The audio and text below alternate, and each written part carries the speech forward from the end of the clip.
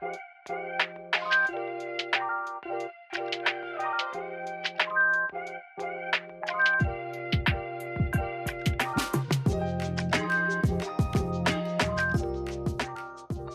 titre du message ce matin est celui-ci, « Révéler mes failles cachées ». Révéler mes failles cachées. Je crois que c'est ce que Dieu veut faire. Déjà, on va se mettre d'accord, on a tous des failles, on a tous des faiblesses. Okay, il n'y a personne ici qui peut dire « non, moi je n'en ai pas ». Du coup, on est tous sur la même longueur d'onde, on est tous au même niveau, il n'y a pas de super chrétien indestructible, on a tous des faiblesses, on a tous des failles.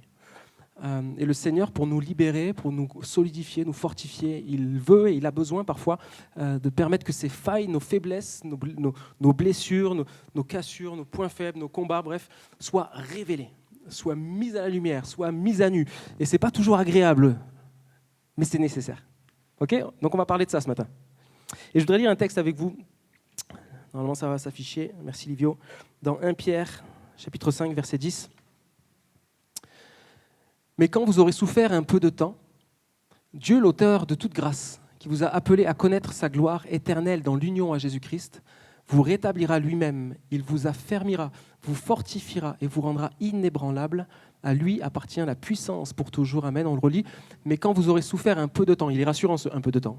On aime ça. Il n'a pas mis beaucoup de temps, donc c'est rassurant déjà. Dieu, l'auteur de toute grâce, qui vous a appelé à connaître sa gloire éternelle dans l'union à Jésus-Christ, vous rétablira lui-même. Il vous affermira, vous fortifiera et vous rendra inébranlable. À lui appartient la puissance pour toujours. Amen. Amen. Ce texte-là nous parle du processus, j'appelle ça le processus de la grâce, dans le sens où quand nous sommes appelés à suivre Jésus, Jésus nous appelle et quand on veut suivre Christ, il y a une part de souffrance, d'épreuve. Hier, avec les jeunes, on parlait de la persécution, c'était très intéressant.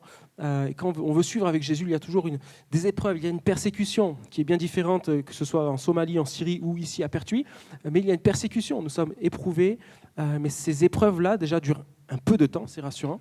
Mais elles sont aussi nécessaires, on va le voir.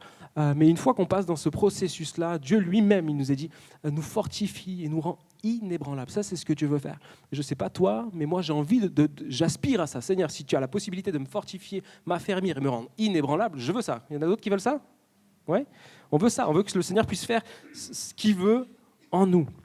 L'appel de Dieu, ce n'est pas « sois parfait avant de venir », mais « viens comme tu es et laisse-moi te façonner ». Viens comme tu es et laisse-moi te façonner. Dans ce monde, on cherche des gens parfaits. Quand on postule dans un travail, etc., on veut que la personne soit la plus parfaite, la plus clean possible. Jésus, lui, c'est presque tout l'inverse. Il cherche les gens les plus brisés, les plus pécheurs possibles, parce que notre péché, c'est ce qui nous rend aptes à bénéficier de la grâce. C'est ce qui nous qualifie pour recevoir la grâce. Non pas qu'on doit rechercher le péché pour recevoir la grâce, c'est ce que Paul dit aux Romains, mais ton péché, ta faiblesse, ce que tu es par nature, fait de toi, tu as la possibilité de recevoir l'amour et la grâce de Jésus et de rentrer dans ce processus de transformation. Amen. Et mon premier point est celui-ci. Le feu de l'épreuve révèle mes failles cachées. Le feu de l'épreuve révèle mes failles cachées. On a lu dans le premier texte qu'on a lu, c'est notre texte principal dans 1 Pierre. Il nous a dit que quand on aura souffert un peu de temps, le feu de l'épreuve révèle mes failles cachées. Alors, j'ai jamais fait trop de poterie, mais je ne sais pas s'il y a des potiers professionnels ici. Mais je sais que quand un potier fait un vase, le fait de le mettre au four va révéler la solidité du vase ou pas. Quand le vase passe dans ce four-là, à la chaleur, au contact du feu, s'il y a une fragilité, à ce moment-là, elle ne peut pas être cachée. Parce que le vase va se fissurer, se casser, et alors le potier sait qu'il doit soit réparer ou recommencer, mais le four est un révélateur des failles qui peuvent être cachées dans l'argile. Et les épreuves auxquelles nous sommes confrontés sont un révélateur des choses qui sont cachées en nous. Parce que quand tout va bien, il est facile de cacher nos failles, il est facile de cacher notre caractère, il est facile de cacher nos blessures. Mais quand nous sommes confrontés au feu de l'épreuve, dans le four du potier, il y a des choses peut-être qui craquellent, qui se fissurent. Et le but de Dieu, ce n'est pas de te détruire, mais c'est de te fortifier et de te rendre solide. On va lire un texte ensemble. Dans Luc, chapitre 22, à partir du verset 31, c'est un texte que vous connaissez bien. Ce matin, je n'ai pas la prétention de vous apprendre grand-chose. Mais des fois, il y a des choses que l'on sait, mais que l'on ne vit pas. Je crois que le désir de Dieu, c'est qu'on puisse rentrer dans ce que l'on sait. Amen. Luc 22, verset 31. Jésus parle à Simon, Simon-Pierre. « Simon, Simon, fais attention, Satan vous a réclamé pour vous passer tous au crible, comme on secoue le blé pour le séparer de la balle. Mais moi, j'ai prié pour toi, pour que la foi ne vienne pas à te manquer. Et toi, le jour où tu seras revenu à moi, fortifie tes frères. » Seigneur, lui dit Simon, je suis prêt, s'il le faut, à aller en prison avec toi, ou même à mourir. Pierre reprit Jésus, je te l'assure, aujourd'hui même, avant que le coq ne chante, tu auras par 3 fois nié me connaître. Suivant. Il n'avait pas fini de parler quand toute une troupe surgit. À sa tête marchait le nommé Judas, l'un des 12. Il s'approcha de Jésus pour l'embrasser. Mais Jésus lui dit, « Judas, c'est par un baiser que tu trahis le Fils de l'homme. » On va au verset 54. Alors, ils se saisirent de lui et le conduisirent dans le palais du grand prêtre. Pierre le suivait à distance.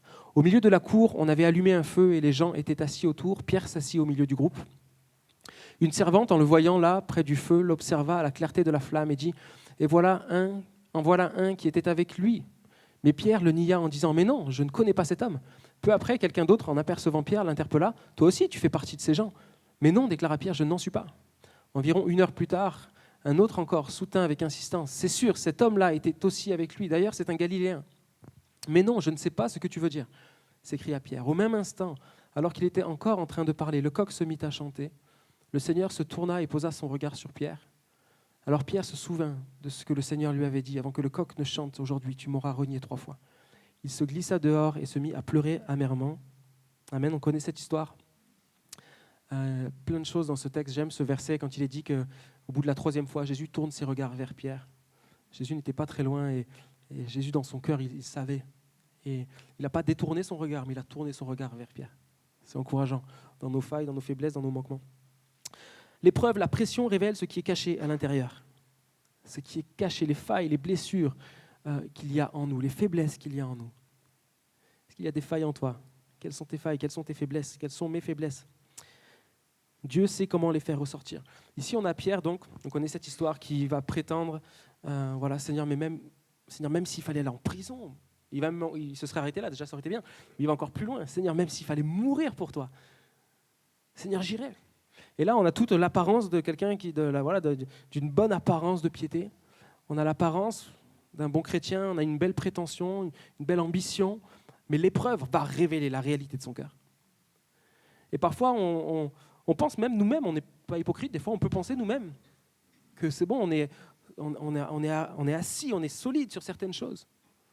Et Dieu va nous éprouver, pas pour nous détruire, mais pour révéler la véracité de notre cœur, pour faire ressortir, pour nous dire, mon enfant, voilà ce qu'il y a en toi. Voilà ce qu'il y a en toi, voilà sur quoi je veux travailler. Tu prétends quelque chose, mais regarde la réalité. Tu prétends que tu es capable de faire ceci, de faire cela. Tu prétends que ça y est, tu as suffisamment d'humilité. Tu prétends que tu es quelqu'un d'extrêmement généreux. Tu prétends que tu irais au bout du monde pour Jésus. Mais regarde, je t'éprouve et tu n'es même pas capable d'aller là. Le but de Dieu, ce n'est pas de nous humilier et de se moquer de nous et de dire regarde comme tu es nul, c'est pas ça. Mais c'est de nous fortifier. Quand vous aurez souffert un peu de temps, il vous fortifiera, il nous rendra solides. Mais pour nous fortifier, là où il y a des faiblesses, les faiblesses ont besoin d'être révélées. Et Pierre va passer par un des épisodes les plus durs pour lui, le moment où il va être face à ce qu'il est vraiment. Et c'est dur, vous savez, quand on a l'impression qu'on a atteint un certain niveau, qu'on a compris certaines choses en tant que chrétien et que Dieu nous montre que peut-être en fait non. Ça nous amène à de l'humilité. Mais tant mieux, parce que l'humilité précède la gloire. Dans l'humilité, Dieu, il aime travailler. Dans l'orgueil, Dieu, il ne fait rien. Dieu, il résiste aux orgueilleux. Mais l'humilité, quand Dieu nous contraint à être face à nous-mêmes, et ben dans l'humilité, le Seigneur, il peut commencer à travailler dans notre cœur. Je me rappelle, avec un peu d'humour, je me rappelle à une période, quand j'étais plus jeune, je pense que c'était quoi? C'était au premier Summer Camp, je crois. 2014, c'est ça, il me semble. Je marchais avec Dieu et j'avais l'impression d'avoir acquis une solidité dans mon humilité ou d'avoir fait un travail vis-à-vis de mon orgueil, prenant le sens que vous voulez. Et j'étais content, j'étais fier de moi, pas dans l'orgueil, mais je dis, vous savez, quand on remporte une victoire personnelle, qu'il n'y a que nous qui le savons, on le sait, quoi, qu'on a acquis on a remporté des victoires, on est content. Et puis là, je faisais chanter un Jesus Connect au Summer Camp, un petit temps de louange tout simple avec ma guitare. Et il y a Alain qui vient prier pour moi. Et je ne sais pas si tu te rappelles de ça. Et il prie pour moi et il dit, Seigneur, je vois de l'orgueil dans ce jeune. Il ne sait pas ce que je vis. Il dit, je vois de l'orgueil, je vois des Saül, les Saül doivent tomber. Et il prie pour ça, et moi, ça me tue.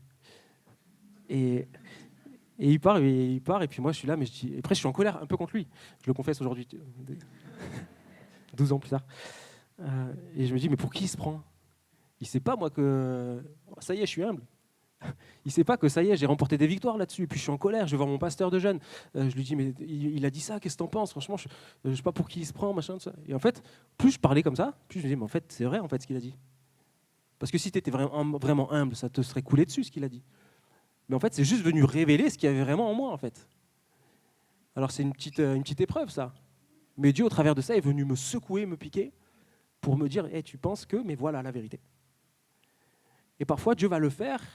Je dirais même tout le temps, Dieu fonctionne comme ça. Il nous fait passer par des épreuves différentes. Des fois, ça va être des choses vraiment difficiles. Des fois, ça va être des petits pics comme ça. Ça va, on survit facilement à ça. Mais le but de Dieu, c'est de faire ressortir ce qu'il y a au fond de toi. Parce que vous savez, les amis, Dieu aime la vérité. Dieu aime à ce qu'on soit vrai. Dieu aime à ce qu'on tombe les masques et qu'on soit humble et qu'on dise, Seigneur, j'ai besoin de toi. J'ai besoin que tu me changes encore. Mon caractère, mon orgueil, ma jalousie, ma convoitise. Seigneur, il y a tellement de choses en moi. Je doute tout le temps, Seigneur, je suis incrédule. Et le Seigneur aime ça. Vous comprenez, pas à ce qu'on se rabaisse tout le temps, mais à ce qu'on soit vrai devant Dieu. Et parfois, quand on n'arrive pas à l'être, alors Dieu envoie l'épreuve. Dieu envoie le feu. Dieu envoie la pression pour qu'on se retrouve face à nous-mêmes. Vous savez, c'est souvent dans la vie, sans parler de chrétiens ou pas chrétiens, mais c'est souvent dans la pression, quand on est pressé, quand il y a quelque chose qui vient nous éprouver, quelque chose qui nous tombe dessus d'un coup, que là on est naturel, qu'on a des réflexes. Et les réflexes nous trahissent, les réflexes, on voit ce qu'on est. Quand on est en voiture avec quelqu'un, si d'un coup il y a une queue de poisson ou quelque chose, d'un coup il y a un réflexe et là on sait, ah tiens, à l'église il ne dit pas de gros mots, mais dans sa voiture, punaise. Quand on est surpris par l'épreuve, surpris par quelque chose, eh bien, waouh, punaise, en fait, je suis comme ça. Mais merci Seigneur. Parce que c'est pour nous libérer. C'est pour nous solidifier. Et c'est pour nous transformer. Nous ne sommes pas appelés à fuir l'épreuve. Nous ne sommes pas non plus appelés à la rechercher, comprenez? Mais nous sommes appelés à dire, Jésus, ce que tu veux faire, fais-le. Conduis ma vie. Prends ma vie. Et quand nous sommes face à l'épreuve, nous ne devons pas tout de suite pointer du doigt le diable. Mais nous devons prier, sonder notre cœur, dire Seigneur, qu'est-ce qui se passe? Fais-moi comprendre ce que je traverse. Peut-être oui, c'est une attaque de l'ennemi. Mais peut-être que c'est Dieu qui est derrière ça. Peut-être que Dieu a juste laissé un peu de mou à la laisse du diable pour t'éprouver un peu, juste pour faire ressortir ce qu'il y a en toi. Comme ça s'est passé ici avec Pierre. Ce n'est pas pour le détruire, mais c'est pour le solidifier. Pierre pensait être fort, mais la pression a révélé ses faiblesses. Et ce qui me rassure, c'est que l'amour de Dieu pour nous ne change pas, vous savez. À partir du moment où Pierre a renié 3 fois, l'amour de Dieu pour Pierre il n'est pas descendu. Il est resté intact. Voilà pourquoi Jésus va tourner son regard vers lui. Je crois qu'il y avait une tristesse, oui, mais un amour pour Pierre. Vous savez, comme quand peut-être votre enfant, vous lui dites quelque chose, et puis vous lui avez dit, mais il le fait quand même et ça ne marche pas. Et il y a de la compassion, il y a de la tristesse. Mais il y a je te l'avais dit. Mais notre enfant, on ne le laisse pas comme ça, on le rattrape, et on lui apprend et on le fortifie. Et c'est ce que Dieu fait avec nous. Et c'est ce que Dieu a voulu faire aussi avec Pierre. Je vous lis un autre texte dans 1 Pierre, chapitre 1, versets 6 à 7. J'ai essayé volontairement de prendre des versets à côté, écrits par Pierre, parce que ce qu'il va dire dans ses lettres, je ressors de son histoire. Ressort de ce que lui-même a pu vivre. 1 Pierre, chapitre 1, voilà ce qui fait votre joie. Même si actuellement, il faut que vous soyez attristés pour un peu de temps par diverses épreuves. Celles-ci servent à éprouver la valeur de votre foi. Le feu du creuset n'éprouve-t-il pas l'or qui pourtant disparaîtra un jour, mais beaucoup plus précieuse que l'or périssable est la foi qui a résisté à l'épreuve. Elle vous vaudra la louange, gloire et honneur lorsque Jésus-Christ apparaîtra, elle vous vaudra louange, gloire et honneur lorsque Jésus-Christ apparaîtra. Il est dit au verset 6, il faut que vous soyez attristés. Il faut, c'est une nécessité. Il faut que tu passes par là. Dieu sait très bien ce qu'il fait dans ta vie. Quand tu donnes ta vie à Jésus, il prend au sérieux ce que tu dis. Quand tu dis, Seigneur, je te donne ma vie, quand tu te fais baptiser, quand tu choisis de le suivre, le Seigneur, lui c'est très sérieux pour lui. Il considère ton engagement. Et il dit, tu m'as donné ta vie, alors je vais en prendre soin. Alors je vais la solidifier. Et je vais te faire passer par ce qu'il faut pour faire de toi ce que tu dois être. Il faut que vous soyez pour un peu de temps, encore une fois ici, Pierre redit cela, par diverses épreuves. Il n'a pas dit par une épreuve, par diverses épreuves, parce que parfois le Seigneur il a besoin d'y revenir, parce qu'on est parfois lent à comprendre et dur. Mais le Seigneur, dans son amour, il continue le processus pour nous transformer. Il est nécessaire que tu passes par là. Il faut que vous soyez attristés pour un peu de temps par diverses épreuves. Pour un peu de temps. C'est Dieu qui gère le thermostat du four. Il ne veut pas te brûler, il ne veut pas que tu finisses en cendres. Il veut juste faire ce qu'il faut pour que peut-être une fissure paraisse et pour qu'il puisse te dire et que tu puisses te rendre compte. Parce que vous savez, parfois, je ne sais pas, un pasteur ou quelqu'un peut venir te voir ou des parents vont voir leurs ados en disant « Tiens, purée, sur ton caractère, il y a ça », mais ça ne passe pas parce que des fois, quand c'est nos proches ou les parents ou dans le couple, il y a des choses, on le dit, ça ne marche pas. Alors Dieu, lui, il envoie l'épreuve pour que l'on se retrouve face au miroir et que là, on se rende compte, mais punaise, elle avait raison. Je suis comme ça. Je suis orgueilleux. Je suis dur. Je suis prétentieux. Je suis plein d'incrédulité. Je suis dans la jalousie. Je suis dans la comparaison. Je suis comme ça. Et Dieu gère parfaitement le thermostat pour que ce soit juste ce qu'il faut. Et nous devons lui faire confiance. Nous devons lui faire confiance. Il est dit dans le texte que nous venons de lire, ces épreuves-là, cette foi-là éprouvée, elle vous vaudra la louange, gloire et honneur. Waouh, extraordinaire. Qui suis-je pour mériter cela ? Mais elle me vaudra louange, gloire et honneur, la foi éprouvée, la foi qui a résisté à l'épreuve. Nous devons résister dans l'épreuve, mais nous ne devons pas résister à Dieu dans l'épreuve, c'est différent. Nous devons tenir bon, rester attachés au Seigneur, mais nous ne devons pas lever le poing contre Dieu dans l'épreuve, parce qu'il sait ce qu'il fait. Et parfois, dans l'épreuve aussi, ce qui ressort dans notre cœur, c'est une dureté vis-à-vis de Dieu. Notre amour, comme pour Pierre, on pensait aimer Dieu, mais dans l'épreuve, on se dit, punaise Seigneur, mais je m'aime plus que ce que je t'aime. J'aime plus ma vie que ton royaume. Alors Dieu met ça à la lumière pour faire un travail en nous. Il faut que vous soyez attristés pour un peu de temps par diverses épreuves. Verset 7, celles-ci servent à éprouver. Ce que Dieu permet dans ta vie a une utilité, ça sert à quelque chose. Et ça vient rassurer nos cœurs. Parce que quand tu traverses l'épreuve, alors il y a des épreuves qui sont difficiles, ça peut être la perte de quelqu'un, ça peut être la perte d'un travail, ça peut être un problème de santé, ça peut être juste un conflit, toutes sortes de choses, d'épreuves, un problème financier. Mais quand tu es enfant de Dieu et que ta vie elle est entre les mains de Dieu, rappelle-toi que ce texte dit que ces épreuves servent à quelque chose. Dieu ne joue pas. Dieu ne teste pas des trucs pour voir. Tout est pesé, mesuré, parfaitement au millimètre, parce que ça sert à quelque chose. Il va faire quelque chose dans ta vie, il veut faire quelque chose dans ta vie, donc place ta confiance en lui. Le feu de l'épreuve révèle mes failles. Et mon point numéro 2, celui-ci, malgré tes failles, son amour te poursuit. Malgré tes failles, son amour te poursuit. On lit un autre texte dans Marc, chapitre 16. Des questions, on parlera toujours de Pierre ici. On est juste après la croix, après donc l'arrestation de Jésus, le reniement 3 fois de Pierre, la crucifixion et la résurrection. Marc 16, verset 1er. Quand le sabbat fut passé, Marie de Magdala, Marie, mère de Jacques et Salomé achetèrent des huiles aromatiques pour aller embaumer le corps de Jésus. Il était encore très tôt le dimanche matin lorsqu'elles arrivèrent au tombeau. Le soleil se levait. En chemin, elles s'étaient demandé les unes aux autres qui nous roulera la pierre qui ferme l'entrée du tombeau. Or, en levant les yeux, elles aperçurent que la pierre avait été roulée sur le côté. C'était un bloc énorme. Elles pénétrèrent dans le caveau et virent assis du côté droit un jeune homme vêtu d'une robe blanche, et ils furent saisis de frayeur. Mais le jeune homme leur dit « N'ayez pas peur, vous cherchez Jésus de Nazareth, celui qui a été crucifié, il est ressuscité, il n'est plus ici. Voyez l'endroit où on l'avait déposé. Mais maintenant, allez annoncer à ses disciples et aussi à Pierre qu'il vous précède en Galilée. C'est là que vous le verrez, comme il vous l'a dit. Amen. Amen. J'ai mis la phrase qui nous intéresse en orange pour que nous puissions bien voir l'intention de Dieu, le cœur de Jésus. Il va dire, allez dire aux disciples, il aurait pu s'arrêter là.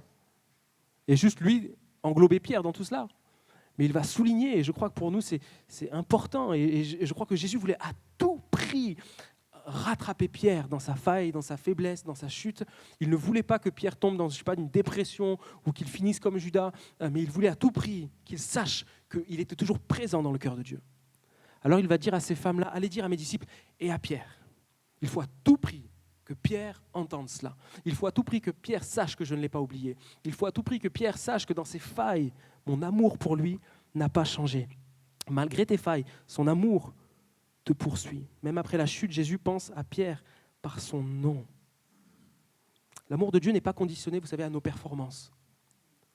Je vous invite à relire Romains 8, à partir du verset 31.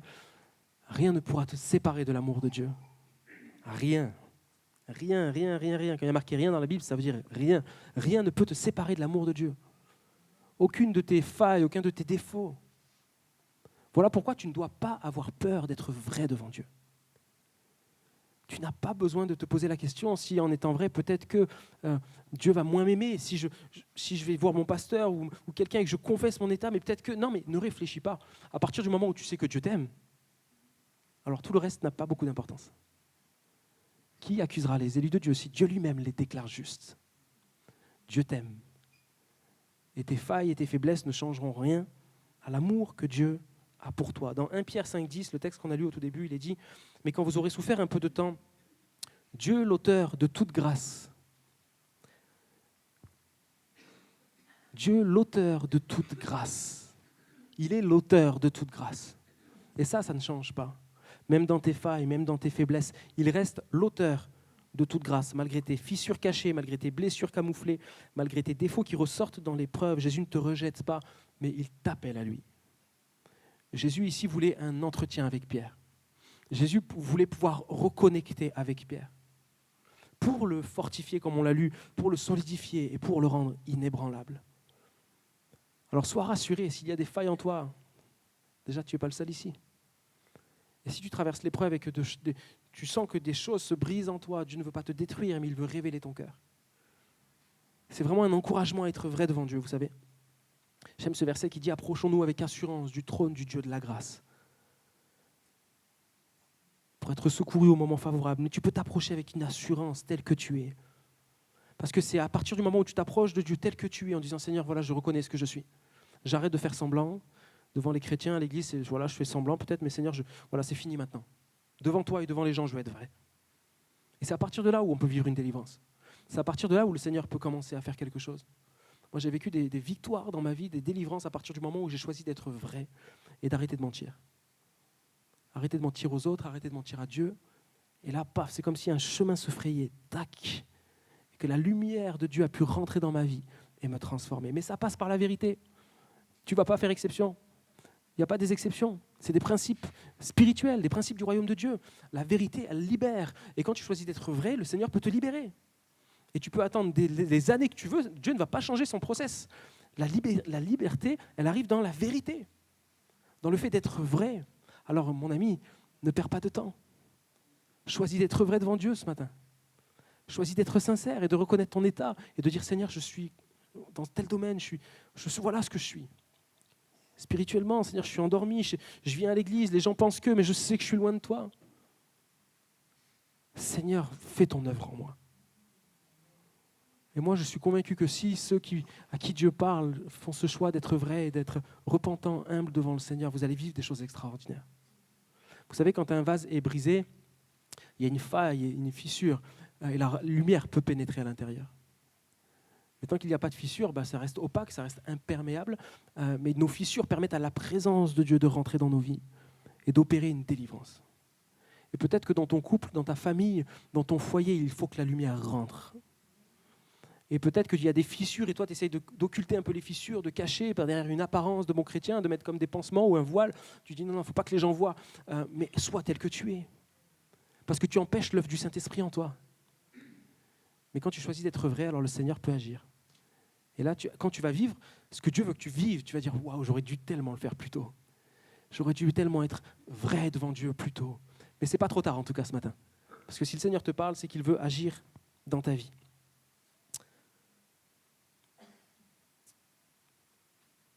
Mon troisième point est celui-ci, j'avance. Accepter de passer à l'étape supérieure. Accepter de passer à l'étape supérieure. Je relis notre texte de base, 1 Pierre 5, 10. « Mais quand vous aurez souffert un peu de temps, Dieu, l'auteur de toute grâce, qui vous a appelé à connaître sa gloire éternelle, dans l'union à Jésus-Christ, vous rétablira lui-même. Il vous affermira, il vous fortifiera, il vous rendra inébranlable. À lui appartient la puissance pour toujours. Amen. Il vous affermira, il vous fortifiera, il vous rendra inébranlable. » J'aime dire, je le dis souvent, il y a plus pour toi. Dieu a prévu plus pour toi. Pour moi aussi. Dieu a prévu plus pour nous. Et si je sais que Dieu a prévu plus pour moi, mais je serais fou de ne pas vouloir tout faire pour le saisir. Si on sait que Dieu a des choses extraordinaires pour nous, si on sait que Dieu a prévu plus, qu'il veut nous amener plus loin, qu'il veut nous affermir, nous fortifier, nous rendre inébranlables, nous serions fous d'attendre et de dire non, c'est bon, pas besoin. Et si nous disons cela, alors Dieu enverra l'épreuve pour que tes failles soient évidentes pour toi. Mais si ce matin tu le reconnais, alors tu peux peut-être t'éviter certaines épreuves pour que le Seigneur puisse faire un travail dès maintenant. Je voudrais lire un texte avec vous. L'évangile de Jean, chapitre 21, c'est un texte que vous connaissez bien. À partir du verset 1er.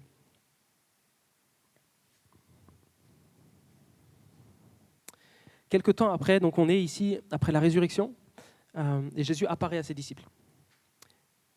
Quelque temps après, Jésus se montra encore à ses disciples sur les bords du lac de Tibériade. Voici dans quelles circonstances Simon, Pierre, Thomas, appelé le jumeau, Nathanaël de Cana en Galilée, les fils de Zébédée et 2 autres disciples se trouvaient ensemble. Simon Pierre dit aux autres : « Je m'en vais pêcher. Nous aussi, nous y allons avec toi, lui dirent-ils. Et les voilà partis. Ils montèrent dans un bateau, mais la nuit s'écoula sans qu'ils attrapent un seul poisson. Déjà le jour commençait à se lever, et voici, Jésus se tenait debout sur le rivage. Mais les disciples ignoraient que c'était lui. Il les appela : « Hé, les enfants, avez-vous pris du poisson ? » « Rien, répondirent-ils. »« Jetez le filet du côté droit du bateau, leur dit-il alors, et vous en trouverez. » Ils lancèrent donc le filet et ne purent plus le remonter tellement il y avait de poissons. Le disciple que Jésus aimait, Jean, dit alors à Pierre : « C'est le Seigneur !» En entendant que c'était le Seigneur, Simon-Pierre, qui avait enlevé sa tunique pour pêcher, la remit et se jeta à l'eau.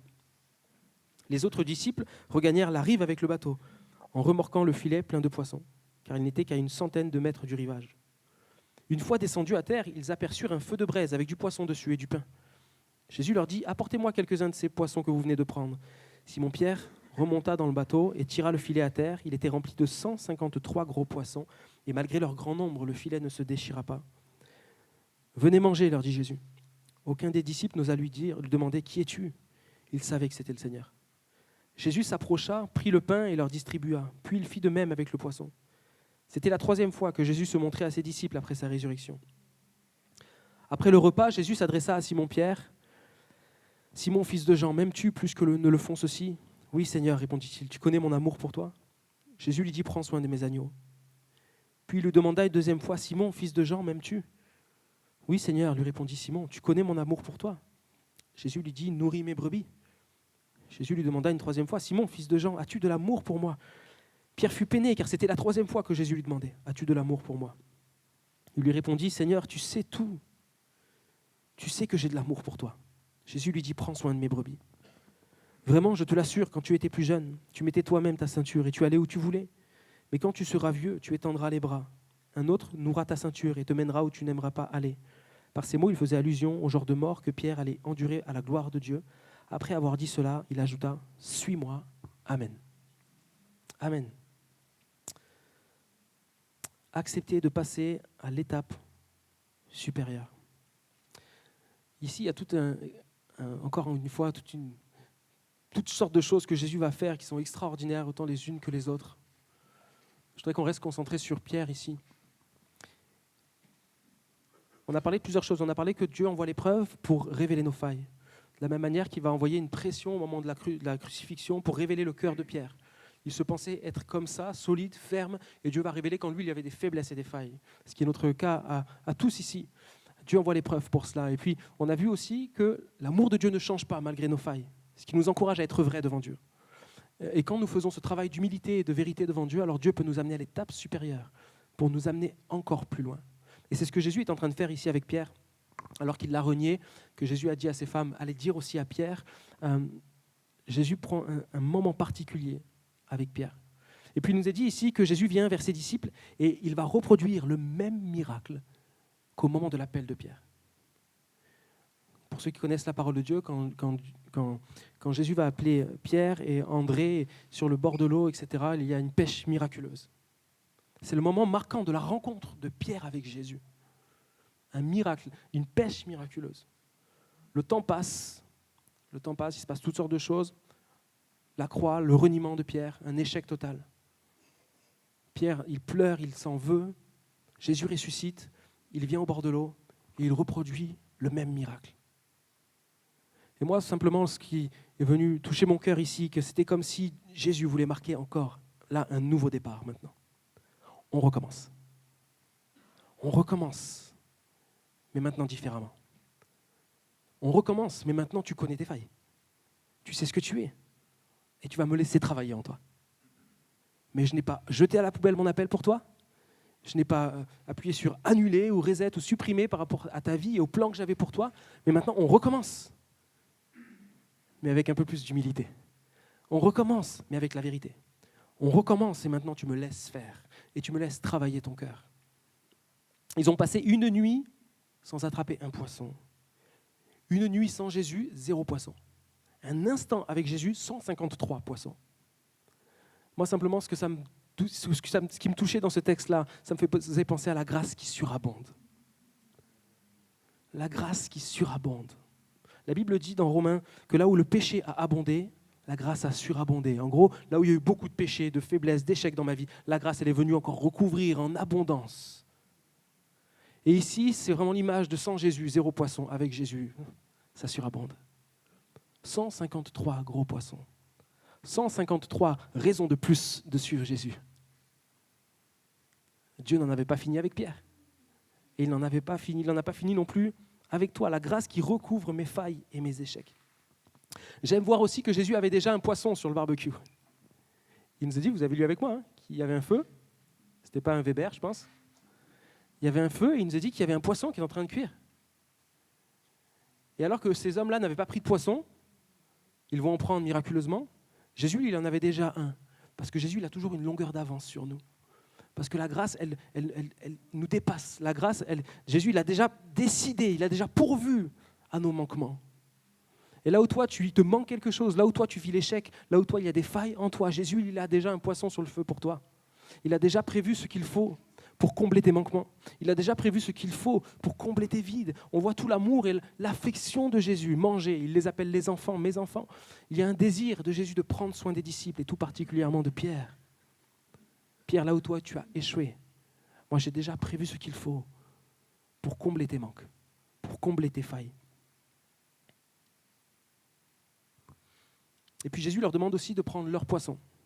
Alors qu'il est en train de faire cuire un poisson, il dit, prenez un peu de vos poissons. Parce que je crois que Dieu veut nous rendre participants de son œuvre. Même si tout est grâce. Parce que ces poissons, c'est Jésus qui les a aidés à les attraper. Tout ce que l'on a, tout ce que l'on est, c'est par la grâce de Dieu. Mais Dieu veut nous rendre participants. Jésus n'a pas dit, on va manger que mon poisson, parce que vous avez échoué, ceux-là, je sais que ce n'est pas vous qui les avez pris. Non, il nous rend participants, avec nos failles, avec nos échecs. Mais nos vies, pleines de failles et d'échecs, recouvertes de la grâce de Dieu, transforment notre vie en un instrument utile entre les mains de Dieu. Et c'est hyper boostant et encourageant, les amis, parce que Dieu veut nous utiliser, vous utiliser, t'utiliser. Dans ce lieu, dans l'église, dans la ville de Pertuis, dans ton travail, dans ta famille, Dieu veut t'utiliser partout, il veut t'envoyer. Mais il veut d'abord travailler ton cœur, régler ce qu'il y a à régler, pour te fortifier et t'utiliser. Et moi, quand je pense au fait que Dieu veut m'utiliser, moi, sachant très bien ce que je suis, déjà, je me dis, s'il m'utilise moi, il peut vous utiliser tous. Dieu veut vous utiliser. Dieu peut-être a mis des projets dans vos cœurs, des idées. Je ne sais pas si vous savez, Patricia et Joël, ils ont une association, ils ont lancé une asso. Je ne fais pas du tout de la pub ici. mais c'est un moyen que Dieu leur a donné pour faire briller le nom de Jésus. Et parfois, Dieu il met des idées comme ça dans nos cœurs, pour que vous puissiez être utiles là où Dieu vous a placé. Et je vous encourage à prier. Je ne sais pas où vous en êtes dans le processus qu'on développe ce matin. Peut-être dans l'épreuve et tu n'as pas compris pourquoi tu es dans l'épreuve. Peut-être que simplement là, en ce moment, tu réalises tes failles. Ou peut-être que tu as réalisé tes failles et que tu es dans le processus où le Seigneur veut te relever. Mais quoi qu'il en soit, la finalité, c'est que Dieu veut t'utiliser. Dieu n'en a pas fini avec toi. Il nous a dit que, juste avant, quand il voit que Jésus est sur le bord de l'eau, il nous a dit que Pierre va sauter dans l'eau. Il ne peut pas attendre. Il veut retrouver Jésus le plus vite possible. Et vous savez, il aurait pu se cacher suite à ce qu'il a fait. Il aurait pu se mettre au fond de la cale du bateau, dire « Pierre, il ne faut pas qu'il me voie, j'ai trop honte de ce que j'ai fait ». Mais quand on réalise l'amour et la grâce de Jésus, il n'y a plus de honte. Il n'y a plus de peur. Parce que quand on comprend vraiment combien Dieu nous aime, la honte, elle disparaît. Parce que la Bible dit que l'amour parfait bannit la crainte. Quand on réalise l'amour de Dieu pour nous, on n'a pas peur d'être sale. On n'a pas peur d'être tel qu'on est. On saute dans l'eau tel qu'on est. Et on veut juste retrouver Jésus le plus vite possible. Parce qu'on sait que s'il y en a bien un qui peut nous restaurer, c'est lui. On sait que s'il y en a bien un qui peut nous relever, c'est lui. Alors Pierre, il saute dans l'eau. Il ne veut pas attendre, il veut être le premier. Il veut un contact avec Jésus. La dernière fois qu'il a vu Jésus, Jésus est apparu quelques fois encore. Mais là, le moment le plus récent qui devait être marquant dans son cœur, c'est ce moment où il a renié Jésus et Jésus a fixé ses regards sur lui. Et là, il voulait encore retrouver son Seigneur. Et je voudrais vraiment encore, j'insiste, mais t'inviter, t'encourager à être vrai devant Jésus. J'ai bientôt fini, je vais demander à Joël si tu peux venir avec l'équipe à la louange. Quand je réalise l'amour de Dieu, il n'y a plus de honte, de culpabilité ou de peur. Et peut-être que certains, le diable vous tient par la culpabilité. Le diable vous tient par des mensonges en vous disant « Mais tu as vu comme tu es, comment tu peux espérer ne serait-ce que t'approcher de Dieu et que Dieu fasse quelque chose pour toi, misérable ?» C'est ce que le diable dit peut-être de toi. Mais ce matin, le but de Dieu, le désir de Dieu, c'est que tu puisses contempler sa grâce, que tu puisses contempler son amour et que les mensonges du diable, maintenant, dans le nom de Jésus, soient brisés et que ce ne soient plus les mensonges de l'ennemi, de culpabilité et de honte qui te dominent, mais que ce soient les paroles de vérité de Jésus. Jésus veut te libérer et t'affranchir. Je relis le texte de base, 1 Pierre 5,10, « Mais quand vous aurez souffert un peu de temps, Dieu, l'auteur de toute grâce, qui vous a appelé à connaître sa gloire éternelle dans l'union avec Jésus-Christ, vous rétablira lui-même, il vous affermira, vous fortifiera, il vous rendra inébranlable. À lui appartient la puissance pour toujours. Amen. » Est-ce que tu peux mettre juste la dernière image qui récapitule ce qu'on vient de voir ici? L'épreuve révèle mes failles, sa grâce me poursuit et me rappelle et restauré, il me rend utile et solide. Ça, c'est ce que Dieu veut faire. Je ne sais pas si vous connaissez pourquoi le vase est comme ça. C'est une technique japonaise, kintsugi, qui consiste à prendre un vase brisé, à le recoller avec de l'or. Certains, vous connaissez cette image, elle est souvent utilisée dans les églises pour parler de la grâce de Dieu.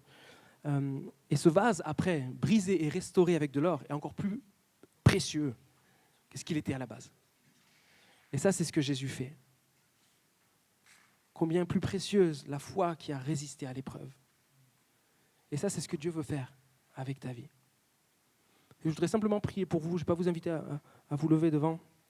On va prendre un chant qui nous parle d'alliance. Je crois que c'est un chant nouveau que Joël voulait nous apporter. Ce chant parle de l'alliance, de cette alliance que Jésus veut faire avec nous. Je voudrais vous inviter à fermer les yeux si vous le voulez bien. Il n'y a pas d'obligation, mais qu'on ne soit pas à se regarder les uns les autres, mais c'est entre toi et le Seigneur.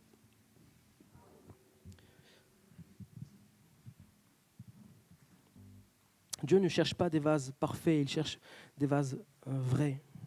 C'est un appel à accepter le feu de l'épreuve, non comme une punition, mais comme un processus de révélation de qui tu es.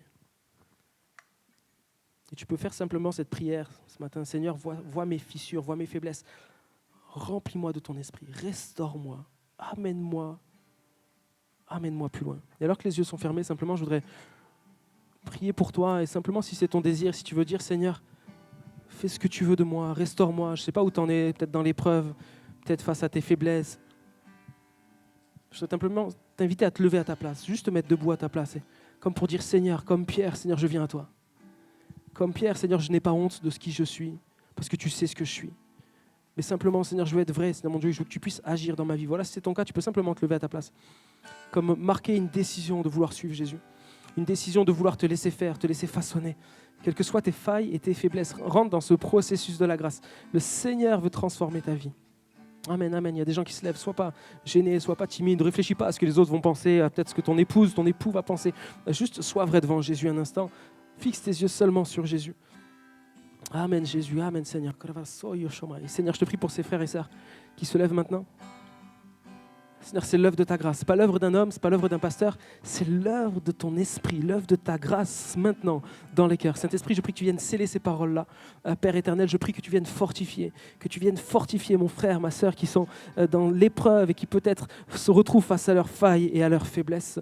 Seigneur mon Dieu, ensemble, nous voulons faire cette prière. Seigneur, vois mes faiblesses. Seigneur, vois mes failles. Seigneur, vois mes échecs. Vois mes manquements. J'ai besoin de toi. J'ai besoin que tu me fortifies. J'ai besoin que tu me transformes. Je ne veux pas faire semblant d'être un autre, je ne veux pas faire semblant d'être un super chrétien, je veux être vrai devant toi.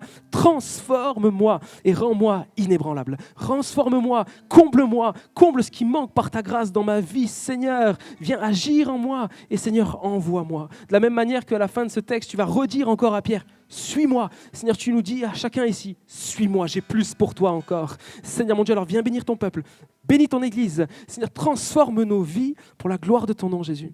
Amen.